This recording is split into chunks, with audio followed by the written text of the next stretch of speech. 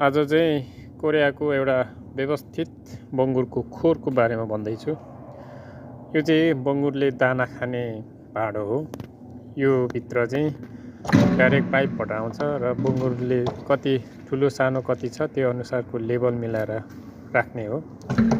अनि ठुलो भएपछि अलिक यो माथि सारेर राख्ने हो।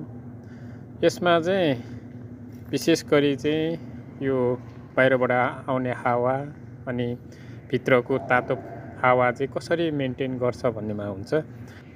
बङ्गुरले दिशा पिसाब गरेको चाहिँ यो जाली मुनि चाहिँ सेफ्टी ट्याङ्की राखेको हुन्छ, त्यसमा जम्मा भएर बस्छ।